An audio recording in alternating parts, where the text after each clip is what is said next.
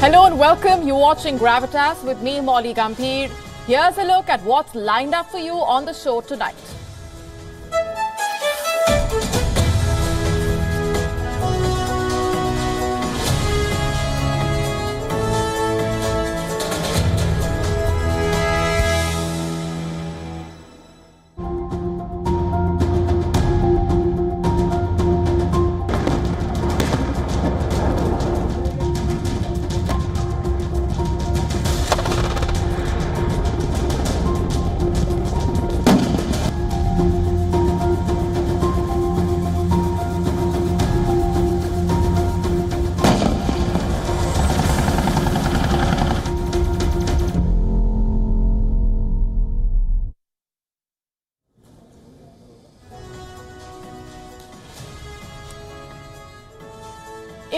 Months into the Russia-Ukraine war, do we know who's winning? We don't. Do we know how long this war will drag on for? We don't. But what we do know is that Ukraine will be getting Western tanks. After a lot of bickering, NATO has finally made up its mind. Leopard 2 and Abrams tanks will be reaching war-torn Ukraine. But that's just one part of the story. Getting those tanks is just the first step. Does Ukraine know how to use these tanks? Does Ukraine have enough skilled troops? How will the country use these Western tanks? That is our top focus on Gravitas tonight. Also on the show for you, Taliban have arrested 2 Chinese nationals. Why have they been arrested? What does this mean for the Taliban-China equation? Trump's Facebook ban has been lifted. He will be back on Facebook and Instagram, but will Meta's guardrails be effective? We make you meet the first Arab astronaut to spend 6 months in space. We get you his story and tell you why it's special. Laughing gas is not a laughing matter anymore. The UK wants to ban laughing gas. We tell you why.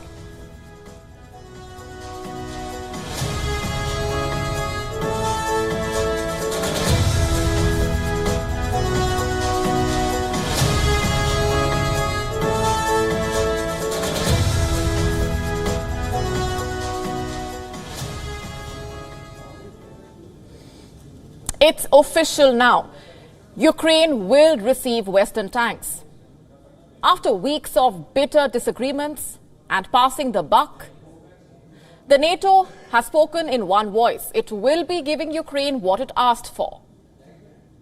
The American-built M1A1 Abrams tanks and the German-made Leopard 2 tanks. In a matter of months, they will head to the front lines in Ukraine, help Ukrainian troops reclaim territories from Russia. The announcements have been made, the agreements have been signed, and now comes the tough part. How will Ukraine use these tanks? Is it even in a position to be using them? And I ask these questions because weapons cannot fight battles on their own. They need soldiers who can use them and use them well, especially Western war machines. You see, they are very different from the Soviet-derived designs Ukrainians have fought with since 2014. Does Ukraine have the expertise to operate them? Does Ukraine have skilled personnel to be running them? These are questions it must ask itself. And I'll give you 3 reasons why. To start with, most Ukrainian troops have not been trained to use the latest Western weapons. Have a look at this headline from June 2022. It says Ukrainian fighters were unable to operate sophisticated Western weaponry. Many were reduced to Googling instructions. Yes, these are frontline soldiers I'm talking about.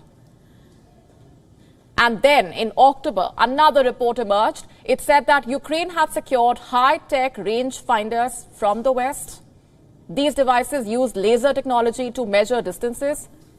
But the problem was nobody knew how to use them. One sergeant described the dilemma quite well. He said it was like being given an iPhone 13 and only being able to make phone calls with it. Will this be the case with Abrams and the Leopard 2 tanks as well? It could be. Reports in the Western media, in fact, are saying as much. They are raising doubts on the skills of the soldiers and whether these tanks are best for the terrain. They say the Abrams and Leopard are heavily armored and heavily armed tanks. Ukraine may find it difficult fielding them quickly and in depth. Plus, adapting battle-hardened Ukrainian forces to use them well will be another challenge.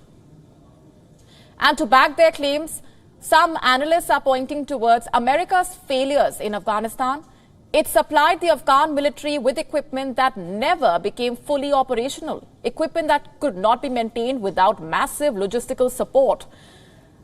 Of course, Ukrainian troops have a better experience of tank combat. But like I said, most of this experience is restricted to archaic Soviet weaponry. And that's the first challenge. The second one is the size and the weight of these tanks. If I speak of the Abrams, it weighs around 55 tons. And if I speak about the Leopard 2, it weighs a colossal 62.5 tons. Just for the sake of perspective here, 62 tons is equal to the size of 9 elephants, give or take. Can Ukraine's war-torn bridges bear such weight? When Russia sent its tanks to Ukraine, the first thing that Kiev did was blow up the bridges. It stopped the Russian tanks in their tracks. Literally, Ukraine is now facing questions on how these tanks will cross the rivers that have no bridges left, or bridges that have lost the capacity to bear any more than a few conventional vehicles at a time. And that's not all. The third challenge is maintenance.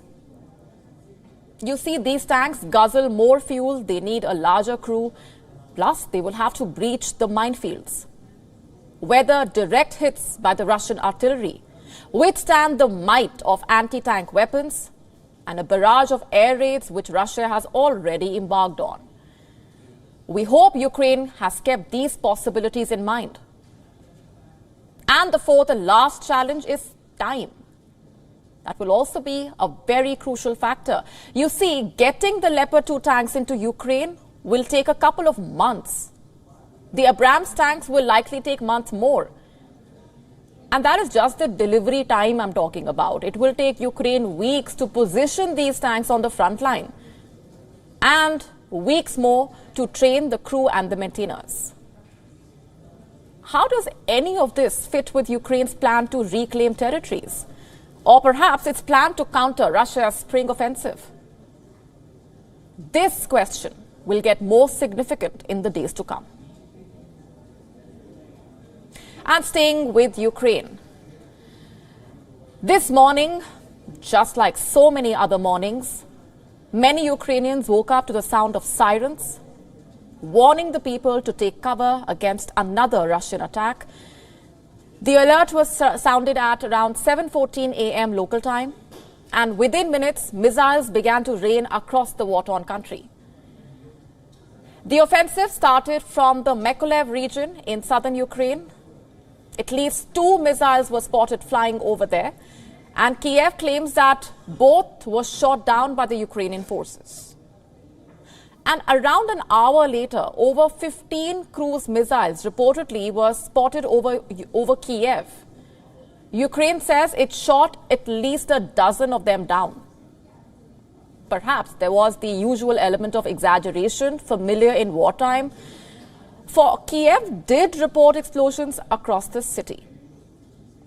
Next, there were strikes in Odessa, another region in Ukraine's south. Reports say at least 2 energy facilities here were struck, but no injuries have been reported. And at around noon, authorities spotted Iran-made Shahid drones approaching the country's Dnipropetrovsk region. There were at least 2 of them. Ukraine says both were shot down. A couple of visuals have also emerged. Visuals like these, they are from Kiev. They show the residents taking shelter in a metro station. staring endlessly at their phones for the government updates. Information from a battlefront is rarely fast for the governments choose what to pass on to the public and the media. And that said, Ukraine has offered some figures. It says a total of 55 missiles were fired at the country, and it apparently took down 47 of them. This claim begs an important question. What exactly is a missile attack? This is not a trivial query, for in a war where soldiers and civilians are killed every day, nothing can be trivial. The normal interpretation is to believe that a missile attack is a flying weapon hitting a target. How are these flying weapons launched? From both the surface and the air. And today's strikes were from Tu-95 warplanes, and they were not just missiles. Some of them were also drones that were carrying bombs. My point here is simple. Every time we speak of a missile attack, we tend to imagine a cruise missile directly hitting an intended target, when in reality, it is a mix of drones, bombs, and unmanned aircraft that are involved in such attacks. On to the next question now. What explains these strikes? For the last 1 month, the war was mainly being fought on the ground. Aerial activity had subsided, if not died down. And now, all of a sudden, Russia launches a new offensive and targets various provinces. Why? Is this Russia's response to the Western decision to arm Ukraine with the most modern tanks like the American Abrams and the German Leopards? Does it have something to do with the delivery of the tanks to Ukraine? It certainly seems like it. Like I just told you yesterday, both US and Germany announced that they were ready to send the tanks to help Ukraine recapture territories. Germany says it aims to deliver Leopard 2 tanks by April. America says it will send the A1 Abrams tanks around the same time.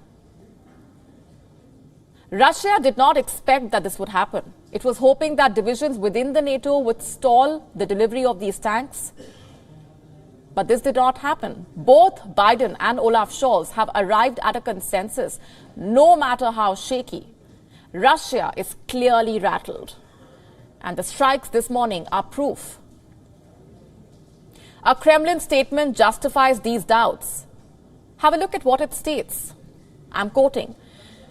European capitals and Washington constantly give statements that sending various types of weapons, including tanks, in no way means their involvement in hostilities. We strongly disagree with this. In Moscow, this is perceived as direct involvement in the conflict. And we see that this is growing. And that's not all. The Russian state television is also mocking the West, taking a dig at the capability of these tanks. A host of them are airing put-downs, calling the German Leopard 2 tank a toothless cat and the American Abrams tank a battered machine. So clearly, the delivery of these tanks explains Russia's new offensive. The question is, how severe and sustained will this new offensive really be? Remember, winter is slowly receding. In a matter of weeks, we will be seeing a spring thaw. Will the thaw in the weather lead to intensification of the war? We will find out soon enough. Shifting focus now, it's a very special day for India. The country is celebrating its 74th Republic Day. What is different this year?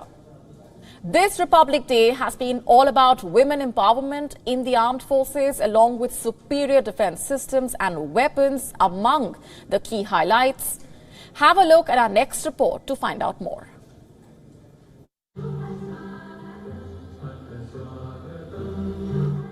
The 74th Republic Day Parade rolled down the Kartavya Path, the revamped ceremonial boulevard from the British period. It was earlier known as the Rajpath.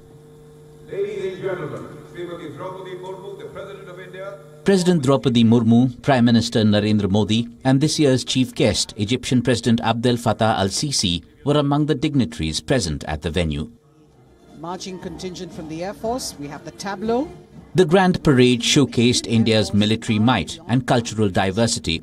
with women's empowerment and self-reliance initiatives also taking the center stage. We hear the rumble and the thunder. In a first, only made-in-India weapon systems were showcased at the parade this year. Among the main attractions were battle tank Arjun, Nag anti-tank guided missile, Nag missile system, BMP-2 infantry combat vehicle of Sarat, quick reaction fighting vehicle, and the K9 Vajra tracked self-propelled howitzer gun.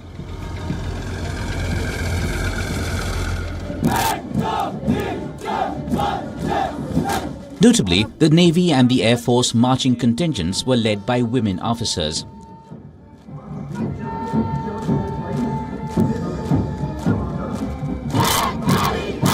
A 144-strong contingent of Assam Rifles with an equal number of riflemen and riflewomen marched graciously past the Indian President.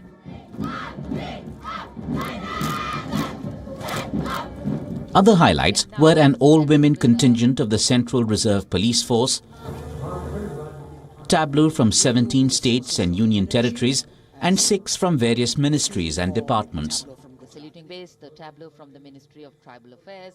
The tableau depicted the emergence of a new India through growing indigenous capabilities, cultural heritage, economic and social progress, and women power. The grand finale was the eagerly awaited flypast. India's new Rafale fighter aircraft performed the concluding vertical Charlie maneuver.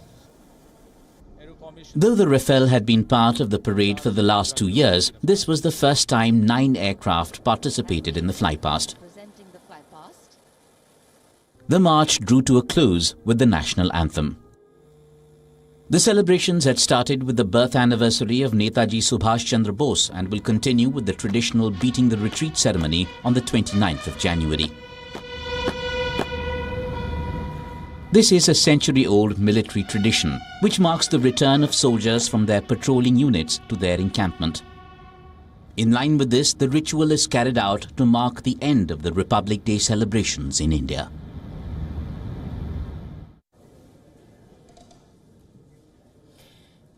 And our next story is about the Taliban. And it's unlike anything you have heard of. The Taliban have arrested 2 Chinese nationals for trying to smuggle precious lithium-bearing rocks. That's right. According to the Afghanistan media, the Chinese nationals in question were attempting to smuggle lithium rocks. The plan was to take these rocks to Pakistan and then eventually into China through Xinjiang.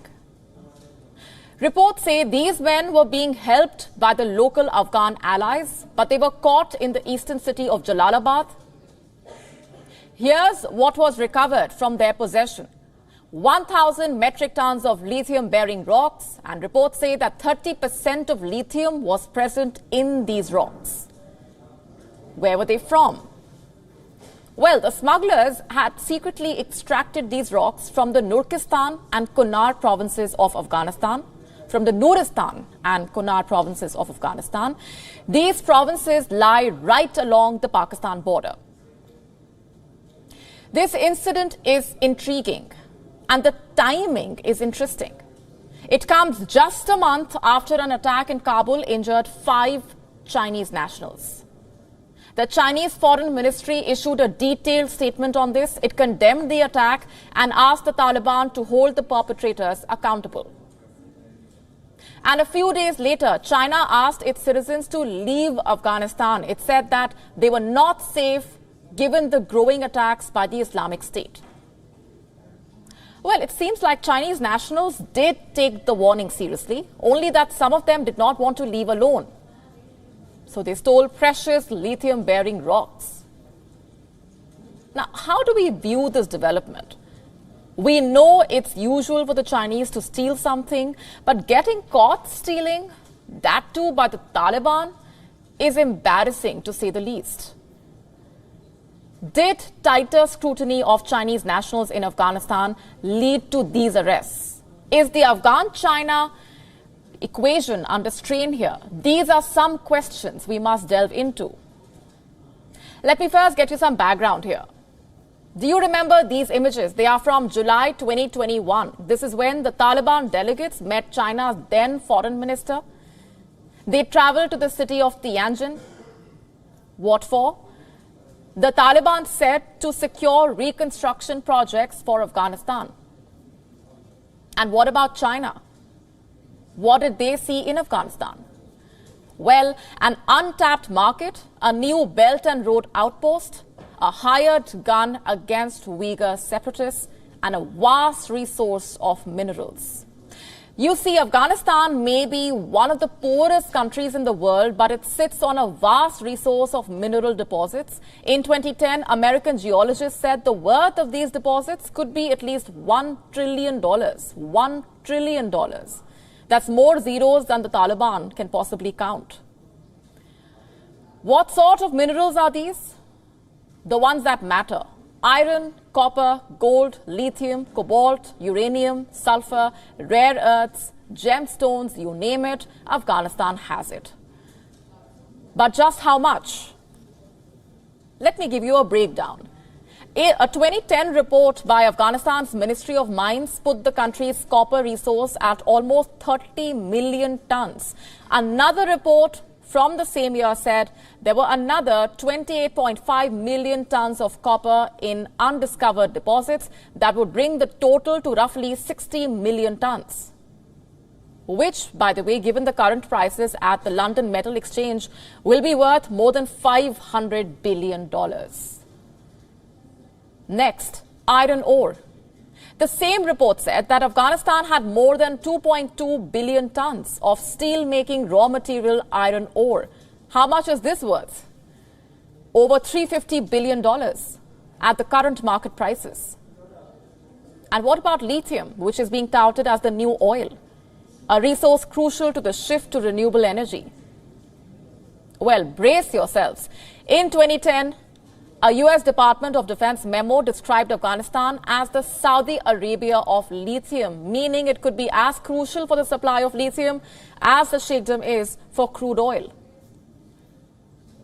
In fact, the survey further said, I'm quoting, if Afghanistan has a few years of calm, allowing the development of its mineral resources, it could become one of the richest countries in the area within a decade, unquote. But how big are the lithium deposits in Afghanistan? This, the survey did not reveal. Perhaps China can, now that it's stealing lithium-bearing rocks. But will Afghanistan let it? Has it sensed China's intentions? Has it sensed China's duplicity? Is it becoming protective about its resources? The arrest of the Chinese nationals only indicates this.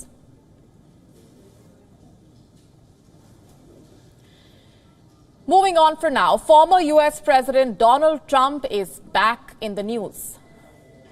And this time it's not about a new investigation against him or regarding his business affairs. This time it's about the former U.S. President's Facebook and Instagram accounts. After 2 years, his accounts will be reinstated on the social media platforms. This was announced by the parent company Meta. It plans to lift the ban on his accounts, saying that it will allow Trump back on the platforms in the coming weeks. But before I go into the details regarding the lifting of this ban, let me first remind you here why his accounts were suspended from both the social media platforms in the first place. You see, Trump was banned from Meta's Facebook and Instagram platforms after the U.S. Capitol riots. That took place on the 6th of January in 2021. Donald Trump posted claims that the 2020 election had been stolen. He praised the violent protesters at Capitol Hill. And the very next day, in a statement posted on Facebook, the Meta CEO Mark Zuckerberg said it was clear at the time that Trump intends to use his remaining time in office to undermine the peaceful and lawful transition of power, and the risks of allowing Donald Trump to continue to use the service are simply too great. A block was placed on Trump's accounts indefinitely. But then Meta gave the final decision on whether to keep the ban in place to the Facebook Oversight Board, a body designed to make final decisions on Facebook's moderation activity. The board ruled that the ban should remain in place, but the final decision on whether Trump be readmitted should be taken by Meta. The board suggested the parent company, Meta, should make a decision within 6 months. But the American multinational tech conglomerate opted to wait 2 years from the original ban that was placed in 2021. And now the company has decided to lift that ban on both of his accounts, saying that the reinstatement will be done with new guardrails in place. Well, these guardrails are Meta's updated policy on restricting accounts that violate the guidelines on Facebook or Instagram, where special rules will be there for public figures during times of civil unrest. So while announcing the decision, Meta said Donald Trump is subject to its community standards just like any other user. The statement added that if Trump posts further violating content, the content will be removed and he will be suspended for between 1 month and 2 years. The action will depend on the severity of the violation. Now that Trump's account is going to be back on Facebook and Instagram, it will now be making these platforms the second and third ones where the ban is being lifted from his accounts. The first platform, remember, that lifted the ban on his account was Twitter. Trump's Twitter account was reinstated after the platform's new owner, Elon Musk, ran a poll in which a narrow majority of the voters supported this move. Approximately 15 million Twitter users voted for the ban to be lifted. Taking to Twitter, Musk said that the people have spoken and Trump's Twitter account will be reinstated. However, Trump is yet to use the social media platform again, as he had earlier said that he sees no reason to be back on the site. I do like him. I've always really, he's a character. And I tend to like characters, but he's smart. He did put up a poll, and I hear it's very overwhelming, very strong. But I have something called Trump. If you look, it's Trump-owned, but it's really fantastic. Truth Social. And Truth Social is through the roof. It's doing phenomenally well. Truth Social, like you said, was developed by the Trump Media and Technology Group. Now, social media outreach will be a huge tool for Trump, who has officially launched his 2024 presidential bid as well. And we all know how much he loves to reach out to his supporters using social media. Have you been planning a trip to Bangkok for some sightseeing, shopping, enjoying some Thai delicacies? Well, you might want to put that trip on hold, especially if you suffer from any respiratory disorder, because air pollution levels have skyrocketed in the city. The number of patients experiencing pollution-related health problems has more than doubled. And the irony is, while people from around the world travel to Bangkok for a holiday, its own residents are being advised to stay at home. Our next report telling you more. The Thai capital is known for its vibrant food markets, its nightlife and shopping districts. It's a famous holiday destination, attracting people from around the world. Now it's attracting attention because of its air quality. Air pollution has worsened to unhealthy levels. The Thai capital already struggles with bad air. Its factories, construction and traffic heavily contribute to the air pollution. But the situation has further deteriorated due to forest fires and burning on farms. As per Swiss air quality company IQ Air, the fine particulate levels are far higher than the healthy limit set by the WHO. In a normal environment, the particulate matter 2.5 should remain below 5 micrograms per cubic meter, but the figure has reached 63.2 micrograms per cubic meter. Areas of Samut Songkhram, which is southwest of Bangkok, and Lampang in the north have ranked worst in Thailand. 23 other provinces are grappling with high levels of PM 2.5. The number of people suffering from pollution-related health problems has more than doubled. There were about 96,000 such patients last week. Now, the numbers have more than doubled to 213,000. Most are experiencing respiratory tract problems and symptoms such as dermatitis or eye inflammation. Provincial public health services are monitoring the situation. The Health Ministry plans to open emergency centres in provinces that experience high levels of pollution for more than 3 days in a row. Officials have urged people to use public transport instead of private cars for commuting. Workers have also been advised to work from home instead of stepping outside. Authorities would seek to reduce sources of pollution, such as outdoor burning and construction activities. Face masks would also be distributed to vulnerable people. And if the situation still worsens, authorities would consider putting limitations on transportation. The Bangkok governor has urged tourists to check pollution levels before planning a trip to the city. Bangkok is one of the world's most visited cities, and the pollution is bad news for travellers. Bangkok and other Thai cities have struggled with poor air quality in recent years.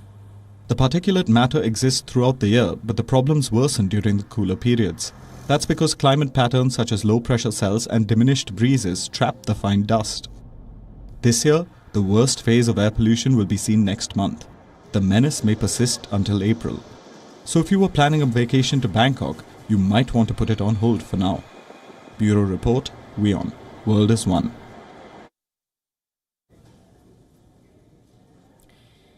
And now onto a story that's out of this world, quite literally. There are several reasons why this story stands out. I want you to meet Sultan Al Nayadi.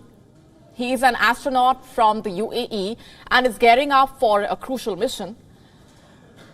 In a month from now, on the 26th of February, the 41-year-old will be making his way to the International Space Station, along with NASA astronauts Warren Hoburg and Stephen Bowen and Andrei Fedorov of Russia. Now, this is no ordinary mission, because Nayadi will be making history as the first Arab astronaut to be spending 6 months in space, the first Arab astronaut to be part of a long-duration space mission. And that is not the only reason why this is special. He will be the second citizen of the UAE to travel to space after Hazza Al Mansouri, who became the first Arab astronaut to go to the space station. He had spent 8 days on the International Space Station in September 2019. Listen in to what Nayadi had to say about this. In 2019, my colleague Hazza Al Mansouri launched to space. It was a phenomenal experience. It gave a big boost to the space sector in the UAE and in the region. Now we are lowering, or actually leveraging the bar. We are seeking extra goals in the future, be it being part of EVAs or conducting science or dealing with robotics. So every mission comes with own specific goals. Let me now tell you something else. The holy month of Ramadan would be falling during the time that Nayadi would be spending in space. And during this time period, Muslims fast from sunrise to sunset. But what happens on Earth doesn't happen in space. The same rules don't apply. Nayadi has said that it will not be compulsory for him to fast during Ramadan while he is away, as he will be in space and will be falling under the definition of a traveler. I'm in the a definition of a traveler, and we can actually break fast. It's not compulsory, and actually fasting is not compulsory if you're feeling not well. So in that regard, anything that can jeopardize the mission or maybe put the crew member in a risk, we're actually allowed to eat sufficient food and to prevent any escalation of lack of food or nutrition or hydration.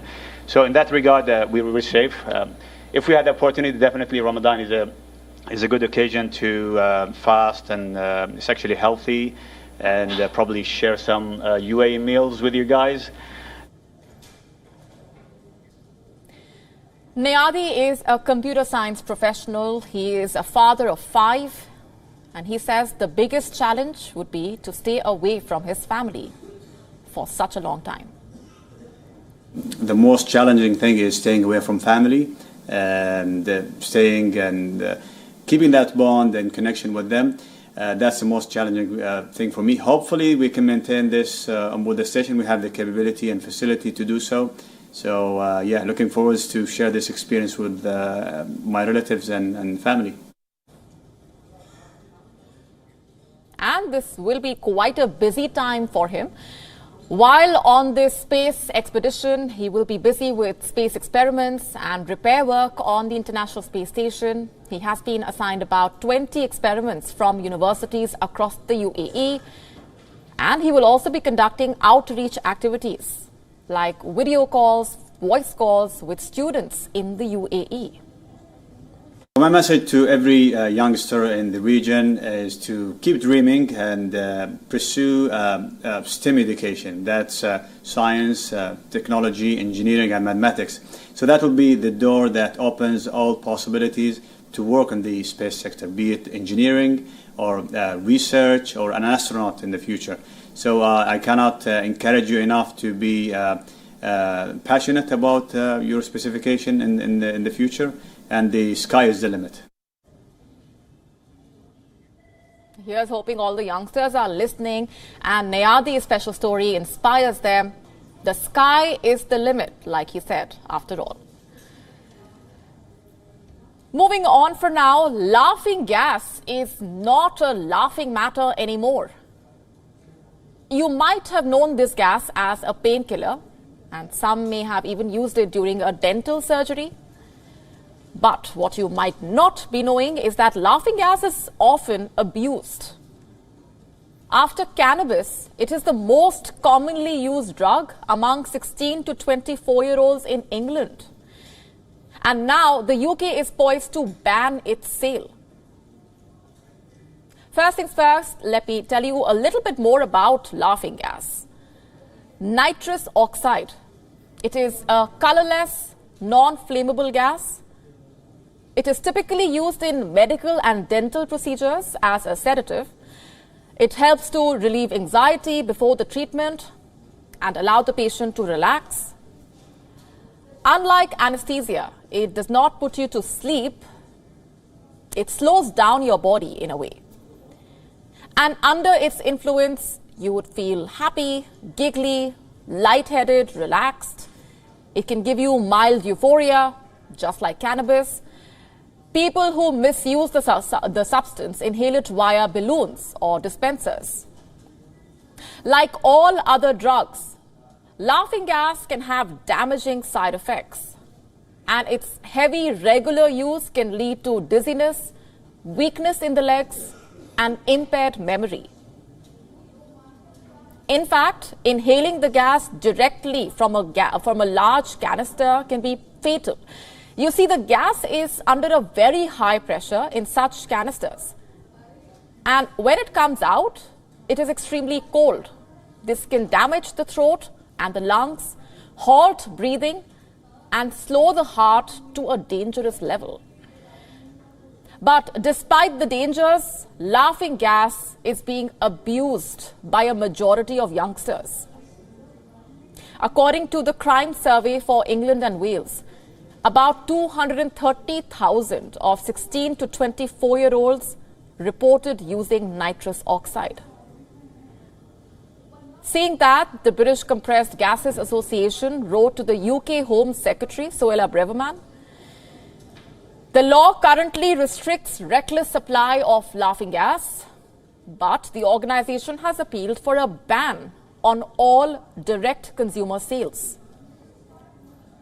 Earlier this month, the UK Prime Minister Rishi Sunak addressed the issue in a speech about anti-social behaviour. He spoke about the blight of discarded nitrous oxide canisters which were found in children's playgrounds.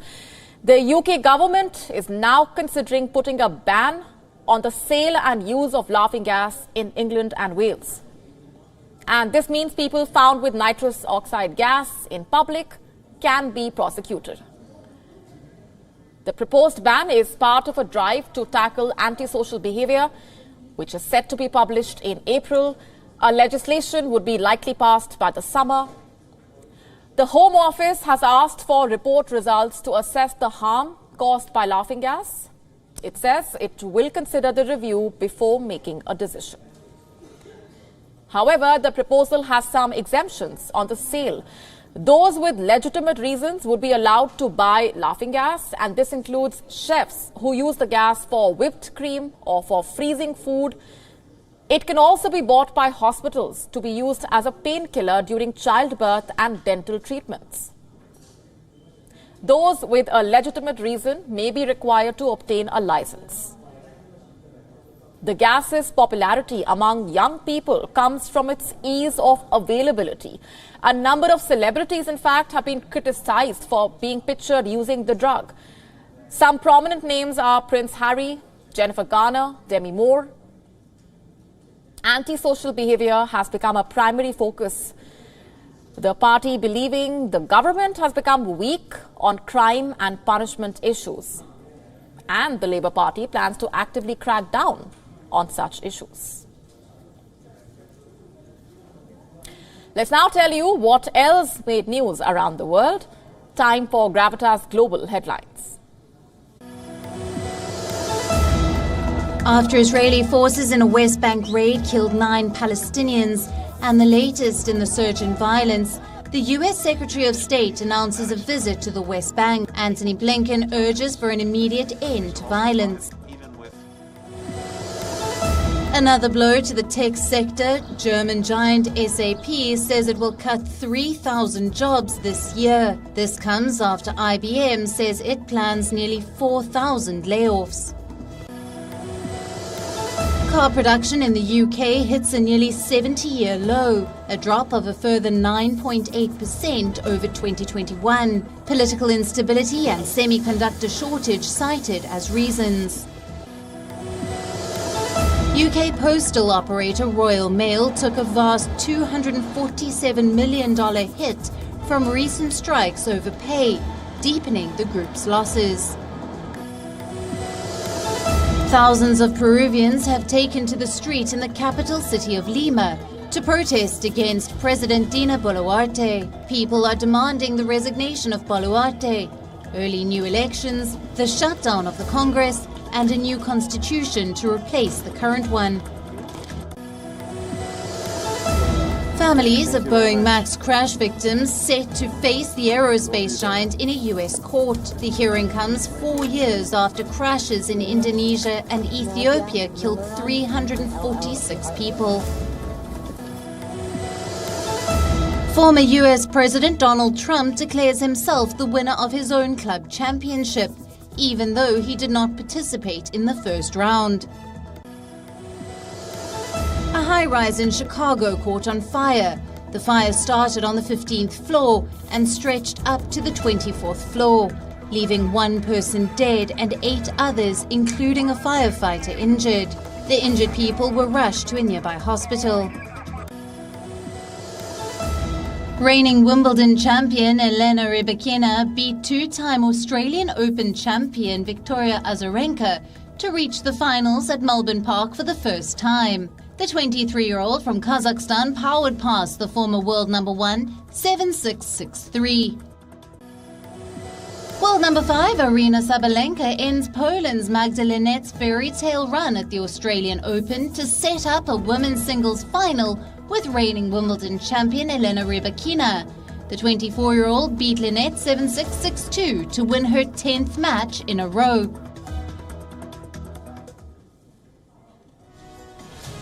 Let's now tell you that we are wrapping the show tonight. For now, we are taking a break at this point. We are leaving you with Gravitas images. Thanks very much for watching.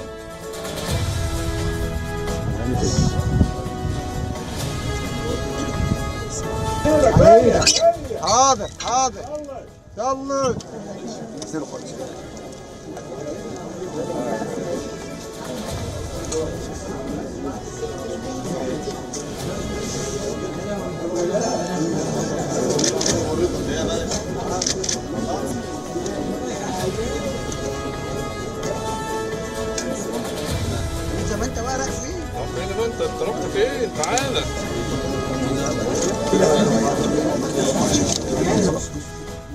شغال مش واقف بتفرج والله.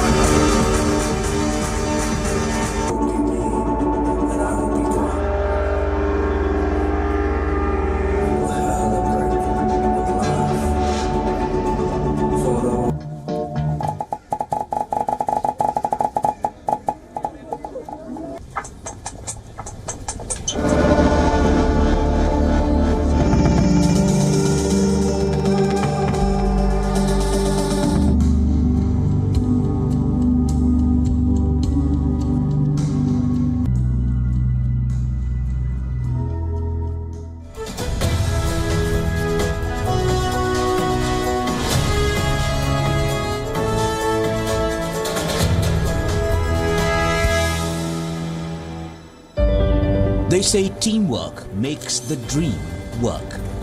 At Gravitas, we live by this motto. We believe in scripts, not stars. We believe in stories, not stature. We value collaboration, not dictation. This is Gravitas. You're watching Gravitas? A show driven by research, not ramblings. A show driven by a team, not one individual. From the writers to the producers to the designers and the anchors, we have a diverse crew with diverse opinions. Gravitas, India's only show steered by a team, not a cult of personality.